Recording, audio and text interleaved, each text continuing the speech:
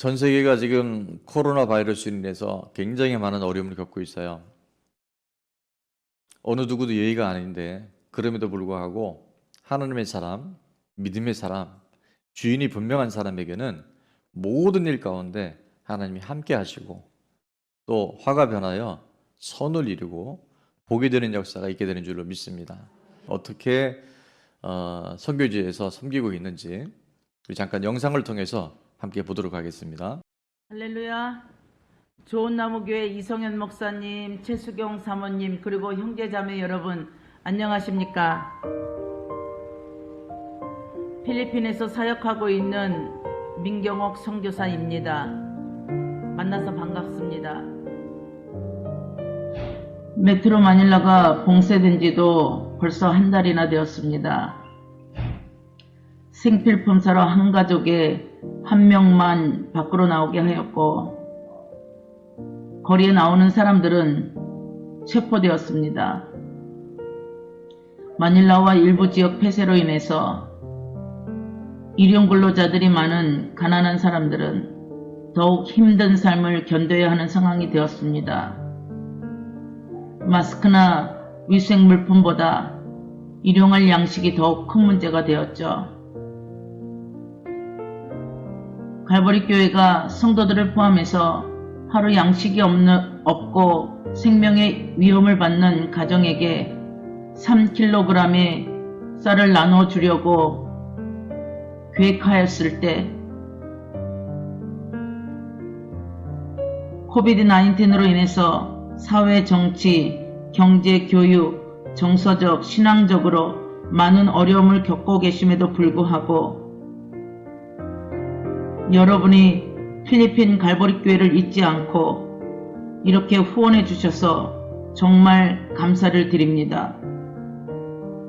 여러분의 보내주신 후원금으로 제1교회, 2교회 성도들의 가정을 방문하여 쌀을 나눠주었고 환경미화원들에게도 여러분의 사랑을 전했습니다.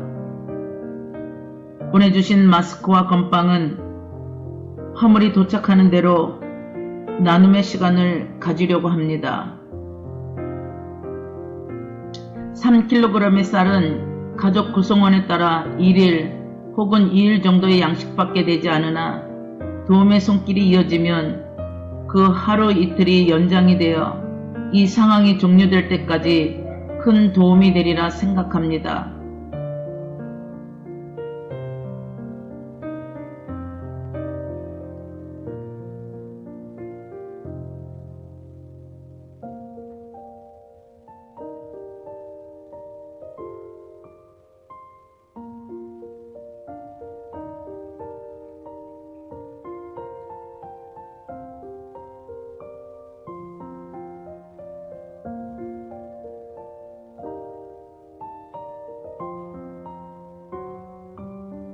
이 사진은 교회가 쌀을 나눠주는 모습을 보고 동네 주민이 자신의 페이스북에 갈보리 교회의 한국 여자는 복음만 전하는 것이 아니라 사람들의 필요도 채워주는 일을 한다며 자각해야 될 때라고 올린 사진과 글입니다. 여러분의 후원이 지역을 복음화하는 일에 큰 도움이 되고 있습니다. 전 세계적으로 창궐한 코로나 바이러스가 속히 예수님의 이름으로 소멸되고 특별히 나의 조국 대한민국을 지켜주셔서 말세를 미리 경험하는 이때에 하나님을 두려워하고 의로운 사람들이 많이 세워지는 좋은 나무 교회가 되기를 예수님의 이름으로 기도합니다. 항상 건강하시고 유의하시고 얼굴과 얼굴을 맞대어서 보는 날이 속히 오기를 기도합니다. 감사합니다. 건강하세요. 예, 우리 하나님께 영광의 박수 올려드립니다. 하나님 감사합니다. 어려운 가운데도 여러분의 그 후원이 지금 선교지는 생각보다 굉장히 많이 지금 어렵습니다. 그것이 큰 힘이 되고 또 복음을 아주 귀하게 힘있게 전할 수 있는 그런 통로들이 되고 있다 그래요. 저희가 교회 건축하기 전에 2017년이었죠. 선교지의 어려움의 얘기를 듣고 사실 건축을 앞둔 교회에서 적지 않은 금액, 그때 한 800만 원을 기억하는데 추수감사절 헌금을 전액 저희들이 후원을 했어요. 그 일을 통해서 하나님이 저희들이 모든 건축 과정에 정말 한 번도 재정 때문에 건축이 서지 않을 수 있도록 하나님 이렇게 역사하시더라고요. 지금의 많은 재난과 또 현실적인 압박감들이 많이 있지만 그럼에도 불구하고 특별히 다음 주 우리 부활절 절기인데 기준은 항상 말씀을 드립니다. 우리가 10의 1조 정도의 절기헌금을 우리가 드리고 있는데 여러분이 자원하는 마음으로, 그래서 이번에 드려지는 모든 후원 예물과 절기 예물은 우리 선교사님들과 특별히 어려움 중에 있는 우리 지체들이 있어요. 그래서 전액 그런 부분으로 섬기면 너무 좋겠다, 그런 감동이 있어요. 힘들 때 어려운 이들에게 구제하는 것은, 나누는 것은 하나님께 꾸이는 것이다. 앞으로 이 코로나가 얼마나 진행될지 모르지만 하나님은 우리의 중심을 통해서, 섬김을 통해서 그 하나님의 돕고 일하심이 더욱 함께 하실 줄로 믿습니다. 이미 우리 광고한 대로 오늘은 이제 종료주일이고요. 이번 한 주간 동안은 이제 고난 주간이 진행이 되어져요. 왜 종료주일일까 궁금한 분들이 있는데, 예수님이 6월절 절기를 앞두시고 이제 예루살렘을 입성을 하십니다. 그때 수많은 사람들은 예수님의 그 예루살렘 입성을 마치 왕이 등극하는 듯한, 세상의 성공자가 어떤 나타나는 듯한 착각 속에서 그 예수님의 예루살렘 입성을 섬기는 모습에 따라서 종려나무 가지를 흔들었다. 요한복음 12장 12절 13절에 이렇게 기록이 되어 있습니다. 그 이튿날에는 명절, 6월절이죠. 명절에 온 큰 무리가 예수께서 예루살렘으로 오신다는 것을 듣고 13절에 보니까 종려나무 가지를 가지고 맞으러 나가 외치되 호산나 찬송하리로다. 주의 이름으로 오시는 이 곧 이스라엘의 왕이시여 하더라. 예수님은 우리가 알고 있는 것처럼 높임 받으러 오신 것이 아니라 우리를 섬기시기 위해서, 낮고 낮은 우리들, 영원히 죄로 인해 죽을 수밖에 없는 우리들을 살리시기 위해서, 십자가에 못 박혀 죽으시기 위해서 이 땅에 오신 줄로 믿습니다. 특별히 이번 한 주간 동안은 지금의 이 재난과 또 뜻밖의 어려움 속에서도 예수님의 십자가와 그 보혈의 능력이 온 인류의 죄, 그 죄로 인한 모든 것들이 결국 가난, 질병, 저주, 죽음의 모든 문제들이 해결된 것처럼 지금의 재난이 우리 그 십자가 보혈을 통해서, 주님의 십자가의 고난의 대속의 사랑을 통해서 우리를 지키시고 보호해 주시는, 새롭게 우리를 회복시키시는 전환점이 될 수 있기를 주의 이름으로 축원합니다. 예수님이 달리신 십자가형이 얼마나 끔찍하고 고통스러웠는지 당시 문헌은 이렇게 이야기를 하고 있다요. 십자가형은 인간이 당한 가장 잔인하고 무서운 공포와 형벌의 틀이었다. 그래서 두 가지 특징인, 첫 번째는 보니까 로마 시민권자들에게는 절대 이 십자가형이 없었다고 그래요. 얼마나 이것이 고통스러웠는지. 또 하나는 이 십자가형은 너무 끔찍해서 얼마 지나지 않아서 이 십자가형이 사라졌다고 합니다. 오늘 본문에 보면 예수님이 십자가에 못 박혀 달리셨을 때 이제 우리에게 7가지, 그래서 십자가 위, 십자가상, 그래서 가상, 7언, 7마디 말씀을 하셨다고 성경은 기록이 되어 있는데, 자, 사람은요 극한 고통이 오면 그 고통을 느끼는 것 외에는 아무것도 생각하거나 말할 수 없다 그래요. 근데 예수님은 그 십자가에 매달린 채로, 손과 발에 못이 박혀인 채로 지금 온몸에 물과 피를 다 쏟아내치면서 이 처참한 상황 가운데서 7마디 탄식을 하시고 부르짖고 절규하시는데, 그것은 우리를 살리시려는 하나님의 음성인 줄로 믿습니다. 그 7가지 가상 칠언이 뭔가를 잠깐 살펴볼 텐데, 누가복음 오늘 본문 23장 34절에 보니까 아버지 저들을 사하여 주옵소서 자기들이 하는 것을 알지 못함이니이다. 누가복음 23장 43절에 보니까 두 번째 이 말씀을 하십니다. 내가 진실로 진실로 내게 이르노니 오늘 내가 나와 함께 낙원에 있으리라. 요한복음 19장 26절에 세 번째 말씀, 그 사랑의 예수님의 메시지가 여자여 보소서 아들이니이다. 마태복음 27장 46절에 엘리 엘리 라마 사박다니 나의 하나님 어찌하여 나를 버리셨나이까. 요한복음 19장 28절에 내가 목마르다. 누가복음 23장 46절에 아버지 내 영혼을 아버지 손에 부탁하나이다. 그리고 마지막 7번째 말씀, 다 이루었다. 테텔레스타이라고 말씀하시고 영원히 떠나가십니다.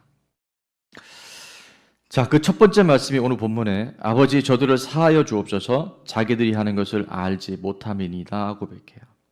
그래서 오늘 말씀의 제목은 뭐냐면 십자가는 바로 용서입니다. 십자가는 뭐라고요? 용서예요. 하나님의 아들, 하나님이 이 땅에 오신 것은 죄로 인해서 영원히 죽을 수밖에 없는 우리를, 그 죄를 용서하시고 우리를 구원해 내셔서 영원한 천국으로 우리를 데려가시기 위해서 이 십자가의 대속의 죽음이 우리 가운데 있게 되었습니다. 마태복음 1장 21절은 이렇게 말씀하셨죠. 아들을 낳으리니 그 이름을 누구라 하라? 예수라 하라. 이는 그가 자기 백성을 어디에서? 그들의 죄에서 구원할 자이심이라 하니라. 예수님의 그 이름이 바로 영원히 죽을 수밖에 없는, 내가 주인 되어져서, 내가 하나님 되어져서 옳고 그름의 모든 기준이 되었던 우리 죄들을 대신해서 우리를 살리시기 위해서 그 용서의 십자가를 지신 줄로 믿습니다. 우리가 요즘 그 맥체인 성경 읽기를 읽고 있잖아요. 거기 보면 죄를 어떻게 대속을 하던가요? 소나 양이나 비둘기의 피를 통해서, 그 피를, 생명을 통해서 죄를 대속하는 것을 볼 수 있어요.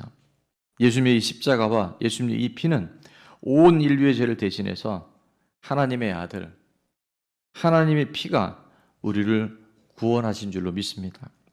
자, 그래서 오늘 저는 이 고난주간 동안, 이 종료주일 동안 왜 용서해야 하는가?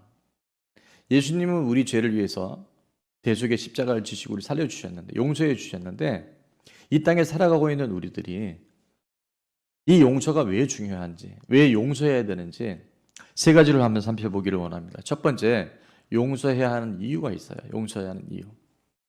그것은 바로 예수님이 십자가에서 우리의 허물과 죄를 용서해 주셨기 때문입니다. 이사야서 43장 5절은 이렇게 말씀하죠. 그가 찔림은, 그가 누굽니까? 예수 그리스도. 그가 찔림은 누구 때문에? 우리의 허물 때문이요. 그가, 예수 그리스도가 상하신 것은 누구 때문에? 우리의 죄악 때문에. 그래서 예수님이 징계를 받으심으로 우리는 공포와 두려움 속에 살고 수밖에 없는 이 세상 속에서 평화를 누릴 수 있고, 예수 그리스도가 채찍에 맞으심으로 해서 우리가 모든 영적, 정신적, 육체적 질병으로부터 나음을 입은 줄로 믿습니다. 하나님의 아들이신 예수님이 왜 못 박히셨다고요? 우리 허물 때문에. 왜 그가 상하셨다고요? 우리 죄악 때문에. 매년마다 우리가 한 번씩 이 영상을 기억하는데, 예수님이 그 십자가에 그 형이 가장 잘 반영된 영화가 The Passion of the Christ라고 그래요. 잠깐 함께 영상을 보고 계속해서 말씀 듣도록 하겠습니다.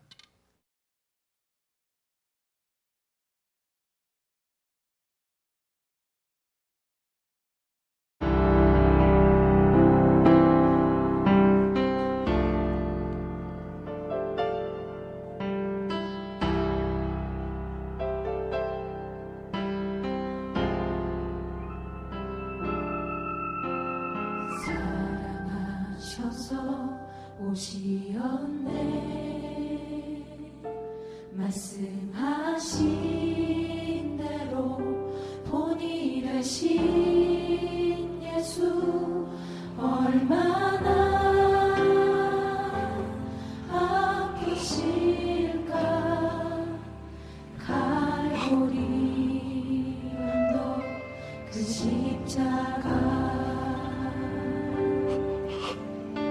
사랑하셔서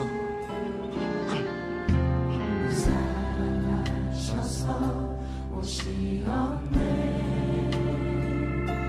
말씀하신 대로 본이 되신 예수 얼마나 아프실까.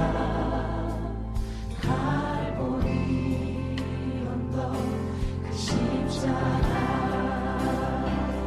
이들림 없이 이룰 수 없네. 고난받을 이유 없으신 주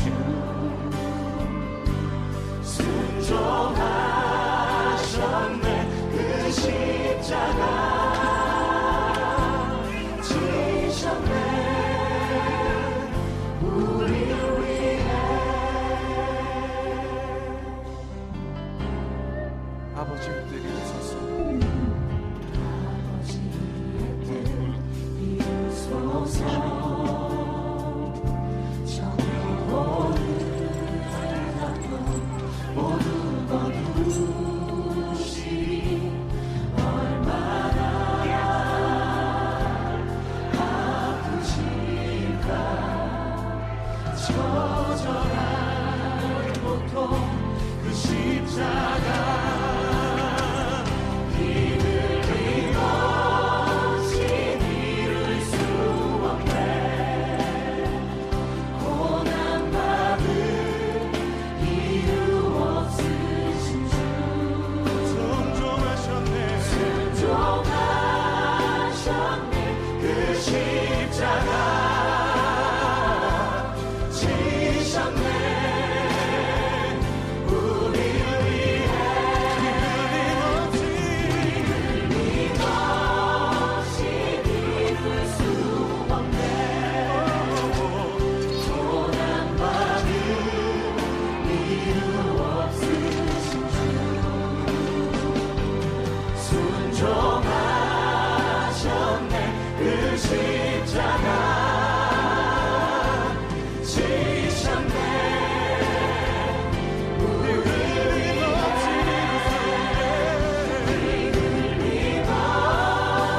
이룰 수 없네.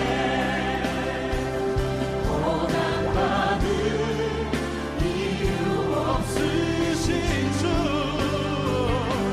순종하셨네. 그 십자가 지셨네. 이 시간 우리 함께 기도하며 나갑시다. 우리를 사랑하셔서 순종하신 우리 예수님께 우리 감사하며 주님의 십자가 은혜 앞에 나아갑시다. 함께 기도하겠습니다.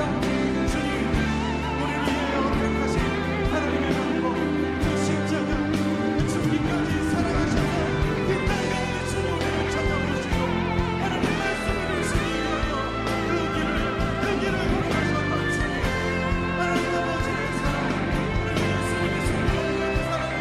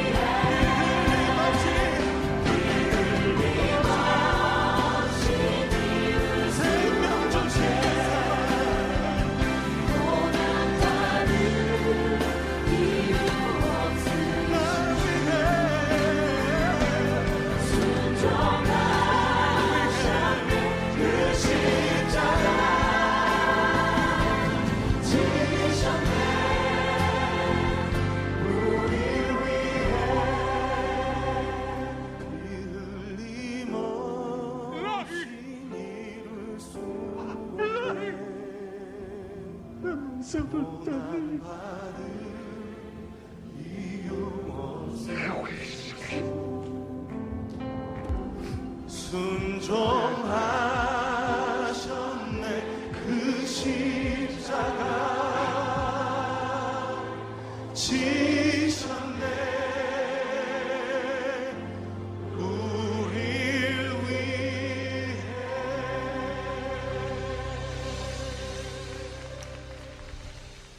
예수님의 찔림은 우리의 허물 때문이고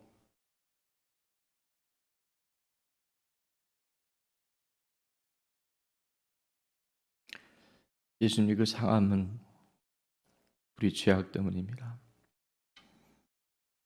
그 예수님이 징계를 받으심으로 오늘 우리가 평화를 누리고 그 예수님이 그 채찍과 그 고통에 맞음으로 우리가 나음을 입은 줄로 믿습니다.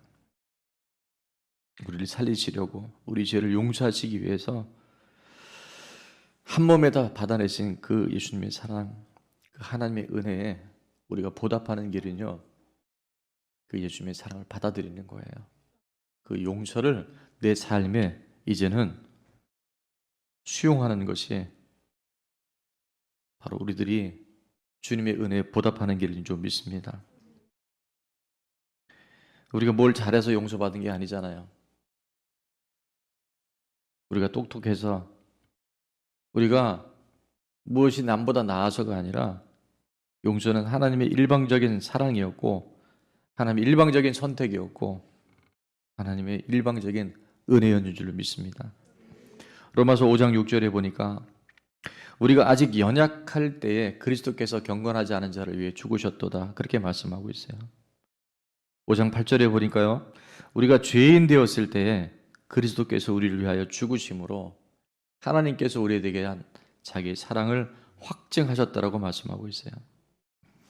로마서 5장 10절은 우리가 원수 되었을 때 그의 아들의 죽으심으로 말미암아 하나님과 화목하게 되었은즉 화목하게 된 자로서는 더욱 그의 살아나심으로 말미암아 구원을 받을 것이라 약속해 주고 있습니다. 우리가 연약할 때, 우리가 죄인 되었을 때, 하나님과 원수 되었을 때 우리가 뭘 잘하고 선하고 똑똑해서가 아니라 일방적인 하나님의 사랑이 십자가를 통해서 완성된 줄로 믿습니다. 그래서 우리는 용서해야 돼요. 그 용서를 받은 사람으로서 우리가 용서하며 살아야 합니다. 또 하나 우리가 용서해야 되는 이유가 있는데요. 그건 뭐냐면 우리가 용서하지 못할 때 나의 죄도 여전히 해결받지 못하기 때문에 우리는 용서해야 됩니다. 마태복음 6장 14절 15절에 보면 이렇게 말씀합니다. 너희가 사람의 잘못을 용서하면 너희 하늘 아버지께서도 너희 잘못을 용서하시려니와. 15절 말씀 같이 읽어볼까요? 시작. 너희가 사람의 잘못을 용서하지 아니하면 너희 아버지께서도 너희 잘못을 용서하지 아니하시리라. 아멘. 우리가 용서해야 되는 두 번째 이유는 용서하지 않으면 우리의 용서, 우리에게 베푸신 하나님의 그 놀라운 은혜도, 다시 말하면 우리의 모든 죄도 여전히 해결받지 못한 자로 살아갈 수밖에 없기 때문에 그래요. 마태복음 6장 12절에 우리 잘 아는 것처럼 주기도문에 이런 내용이 있죠. 우리가 우리에게 죄 지은 자를 사하여 준 것 같이 어떻게 해요? 우리 죄를 사하여 주시옵고. 왜 예수님의 사랑, 예수님의 용서는 완전한데 왜 이런 말씀을 쓰실까? 그 이유가 있어요. 우리가 다른 사람을 용서하지 못할 때 여전히 내 죄 문제가 주님 앞에서 해결되지 않은 자로 그렇게 살아갈 수 있다는 것을 우리에게 말씀하고 있어요. 우리가 용서하지 못하는 것만큼 하나님의 그 용서, 하나님의 그 사랑이 우리 인생에 제한됩니다. 마태복음 18장에 보면 베드로가 예수님께 이런 질문을 하죠. 21절에 보니까 그때 베드로가 나와 이르되 주여 형제가 내게 죄를 범하면 몇 번이나 용서하여 주리까? 7번까지 하오리까? 그때 예수님은 이렇게 말씀합니다. 예수께서 이르시되 내게 이르노니 7번뿐만 아니라 7번을 70번까지라도 할지니라 라고 말씀하시면서 23절부터 35절까지 1만 달란트 빚진 자와 100데나리온 빚진 자에 대한 비유의 말씀을 주셔요. 내용은 간단합니다. 1만 달란트 빚진 자가 이제 갚을 능력이 없었을 때 그 채권자가 탕감해줘요. 근데 1만 달란트의 그 엄청난 탕감받은 사람이 지금 그 금액을 환산해 보니까 약 30조 원 정도 된다 그래요. 얼마라고요? 30조 원. 너무 금액이 크니까 감이 안 잡히죠. 근데 그렇게 탕감받고 나오자마자 자기에게 돈을 빌려간 사람 한 사람 만나요. 그 사람은 100데나리온을 빚으셨어요. 100데나리온은 한 데나리온이 한 사람의 일당이기 때문에 약 10만 원 잡으면 한 1,000만 원 정도 된다고 볼 수 있어요. 자, 30조 원을 빚을 탕감받은 사람이 1,000만 원 정도의 빚진 사람을 어떻게 해요? 목을 붙잡고 감옥에 넣습니다.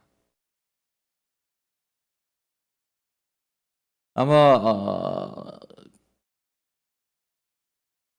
성경을 연구하는 사람들의 표현에 의하면 한 16만 년 정도 일을 해서 갚아야 갚을 수 있는 거니까 갚을 수 있다 없다? 못 갚을 1만 달란트의 빚을 탕감받았음에도 불구하고 100데나리온의 빚을 지신 사람에게 용서하지 못하는 사람이 바로 십자가 앞에서 십자가의 사랑과 용서 앞에서 다른 사람을 용서하지 못하는 사람을 지칭하는 것이라 말씀하고 있어요.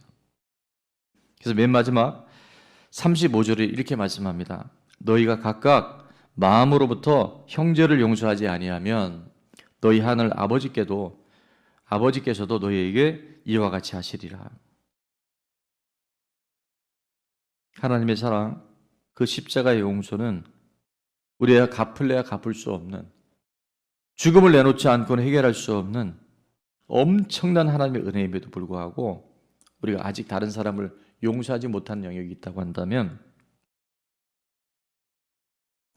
내 삶에는 주님의 그 완전한 용서가 내 안에 이루어지지 않고 있다는 바로 증거이기도 합니다.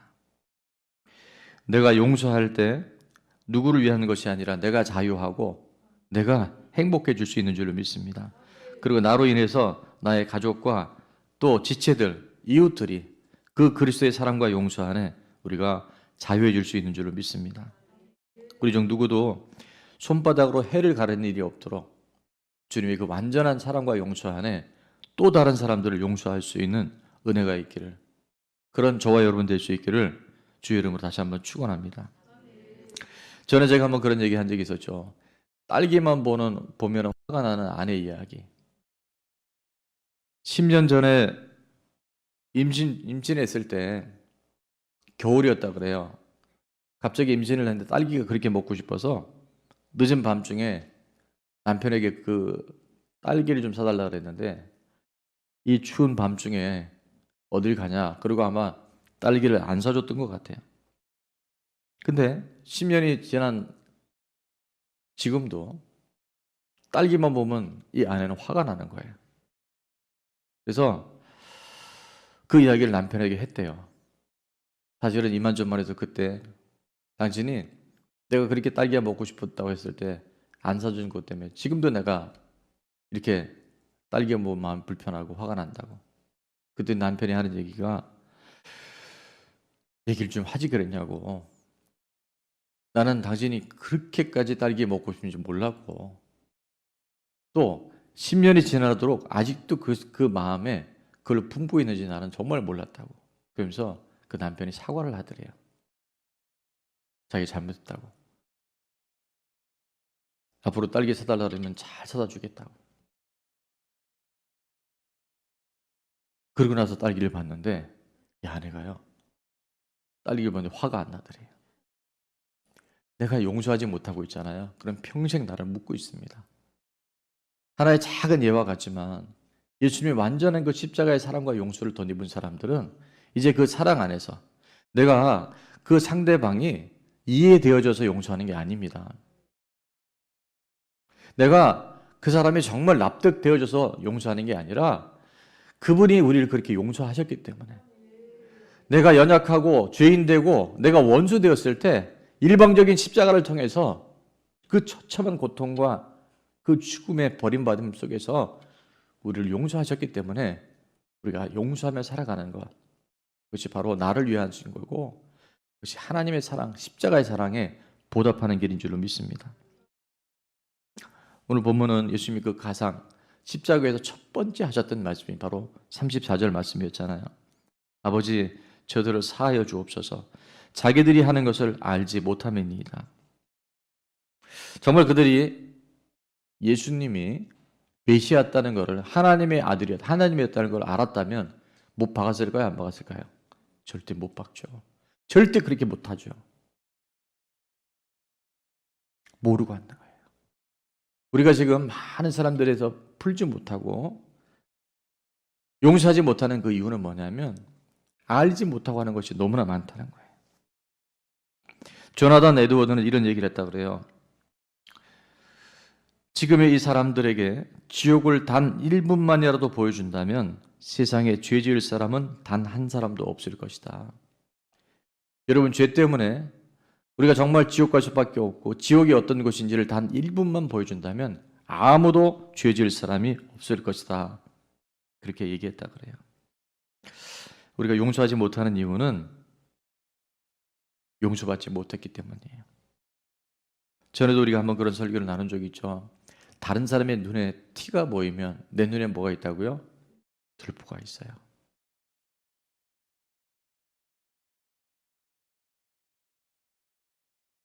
정말 우리가 주님의 용서와 사랑을 받고 나면 어떤 변화가 있느냐?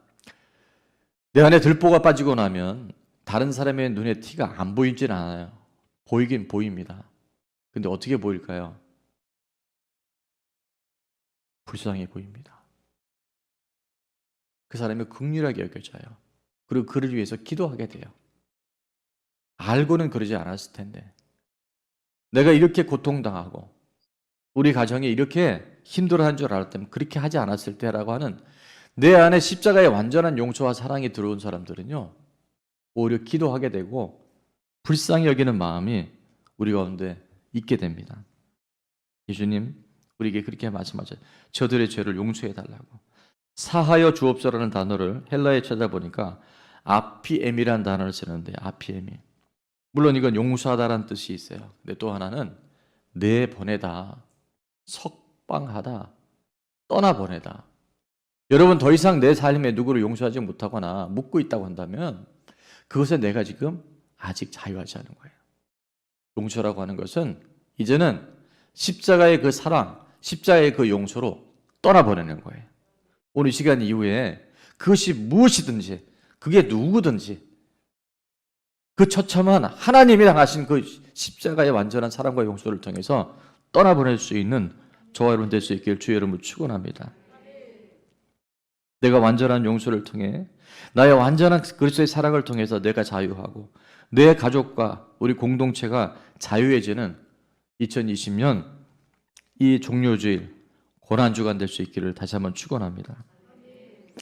제가 그 말씀을 준비하면서 그럼 용서의 대상은 누굴까? 그건 예외 없이 나를 힘들게 한, 상처를 준 가해자들이 있어요. 우리 인생에. 대부분 아주 가까운 사람입니다. 아까 그 아내처럼 남편이나 부모님이나 혹은 가족들 중에 누구나, 교사, 상급자, 권위자. 그리고 제가 그때 그 권위자에 대해서 내가 판단하고 있었고 풀지 못했던 그 마음이 있는 것을 알고 주님 앞에 그걸 올려드리고, 제가 이해되고 용서되어서가 아니라 주님이 나를 그렇게 용서해 주셨기 때문에 이제 떠나보겠다고 결단하고 기도하고 나니까 제가 뭘 잘할게요? 직면하는 것을 어려워하지 않더라고요. 안 어려운 건 아니에요. 그러나 그것이 점점 약화되어져요. 여러분의 묻고 있는 영역들이 있다고 한다면 그것이 관계든 그것이 무엇이든 간에 십자가의 완전한 사랑과 용서를 통해서 떠내보낼 수 있기를, 주의 이름으로 정리할 수 있기를 다시 한번 축원합니다. 두 번째 우리 용서의 대상은 누구냐면요, 나 자신일 수 있어요. 나 자신. 그때 그렇게 반응한 내가 싫은 거예요. 그렇게밖에 못한 내 자신이 미운 거예요. 그럼에도 불구하고 주님은 그런 나를 십자가에 죽으시고 저렇게 고통당하시면서 우리를 용서해 주셨어요. 나를 사랑할 수 있는, 자학하거나 자책하지 말고 나에 대해서 더 이상 열등감이나 낮은 자존감 속에 묶여 있지 아니하고 보혈의 능력으로 내 자신을 다시 한번 회복할 수 있는 우리 모두 될 수 있기를 축원합니다. 그리고 또 한 대상이 누굴까 봤어요. 그건요, 여러분 참 쉽지 않은 일인데 세 번째 대상은 누굴까요? 방송실 열어주세요. 하나님에 대해서 원망하고 있는 우리들. 하나님, 왜 그때 내가 그럴 때 하나님 뭐 하셨어요? 마치 광야에서 이스라엘 백성이 그 엄청난 애굽의 10가지 재앙과 하나님의 그 초자연적인 표적들을 보고도 홍해를 건너와서도 여전히 광야에서 먹을 것이 떨어지거나 물이 없거나 내가 생각한 무엇이 채워지지 않았을 때 어떻게 해요? 하나님에 대해서 풀지 못하는 마음들이 우리 안에 있는 걸 봅니다. 결론적으로 용서를 그럼 어떻게 할 것인가? 용서의 과정이라고 했는데요. 용서의 과정은 딱 하나입니다. 용서의 그 모든 툴은 주인을 분명히 하는 거예요. 성경에서 정말 용서하기 어려운 상황에 용서했던 사람들을 제가 생각해 첫 번째 인물을 저는 요셉이라는 생각이 들어요. 여러분, 요셉 입장에서 형들이 얼마나 미웠을까요? 정말 만나면 죽이고 싶었을 거예요. 왜? 자기를 죽이려 했잖아요. 뭘 그렇게 잘못했다고. 노예로 팔려갑니다. 보디바라의 아내 억울하게 누명을 씌워서 감옥에 들어가요. 아마 요셉의 일평생의 삶을 만약에 한 단어로 표현하면 한 맺힌 인생이었을까? 한 맺힌 인생. 용서할 수가 없어요. 정말 무슨 이유든지 그걸 받아들일 수가 없었을 거예요. 근데 요셉은 어떡합니까? 형들을 용서하죠. 자기를 그 상황까지 몰아낸 모든 사람들에 대해서 미워하거나 판단하거나 두고 보자. 한 번에 그런 이야기가 없어요.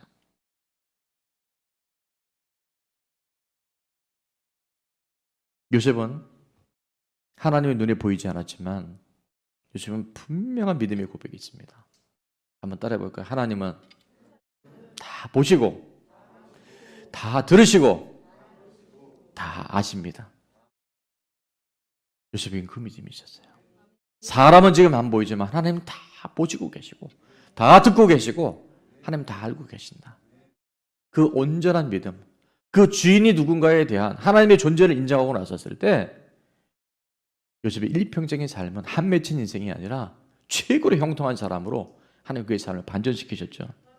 창세기 45장 5절에 보니까 형들을 향해서 이제 아버지 야곱이 죽고 나자마자 형들이 내 동생이 우리를 죽이겠구나. 그 두려움 속에 벌벌 떨고 있을 때 요셉은 그렇게 고백하죠. 당신들이 나를 이곳에 팔았다고 해서 근심하지 마소서, 한탄하지 마소서. 누가? 하나님이 생명을 구원하시려고 나를 당신들보다 어떻게 하셨다고요? 먼저 보내셨다이다.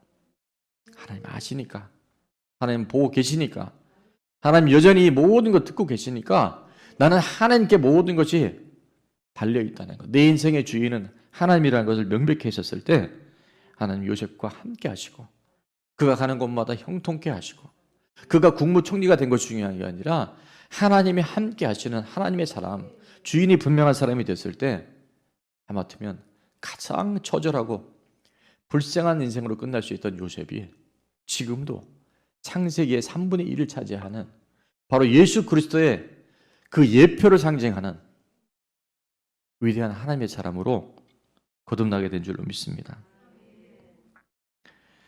예수님 왜 죽으셨을까요? 우리 살리시려고, 우리 죄를 용서하시고. 왜 예수님이 부활하셨을까요?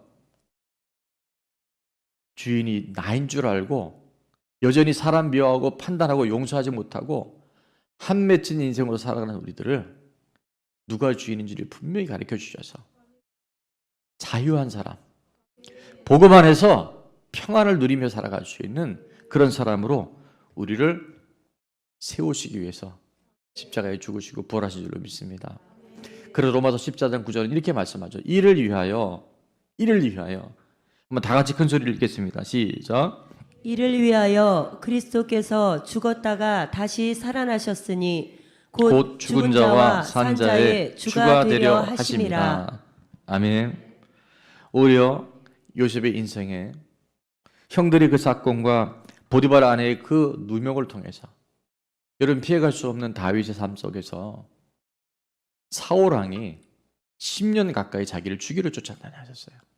근데 단 한 번도 다윗은 그 사울 왕에 대해서 판단하거나 미워하거나 그에 대해서 원한을 갖지 않았다는 것을 성경은 이렇게 말합니다. 그를 죽일 수 있는 두 번의 기회가 왔었을 때 다윗이 이렇게 표현하죠. 하나님이 기름 부은 자를, 여호와의 기름 부은 자를, 하나님이 모든 것의 주인인 것을 인정했었을 때 하나님 그 10여 년의 다윗의 피난 생활을 통해서 하나님은 이스라엘 전체를 회복시킬 수 있는 인류 역사를 새롭게 그리스도의 족보 안에 들어갈 수 있도록 새롭게 그 일들을 할 수 있는 사람으로 다윗을 우뚝 세우신 줄로 믿습니다. 오늘 용서의 방법은 없어요.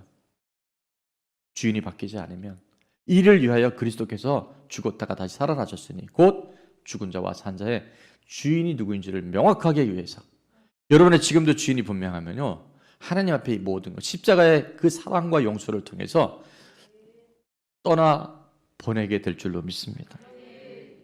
헨리 나우엔이라고 하는 유명한 영성 미국 하버드 대학의 교수였고 있다가 마지막은 그 정신 박야가들을 위한 그 공동체에 들어가서 마지막 삶을 마무리한 헨리 나우엔이라는 유명한 영성학자가 있어요.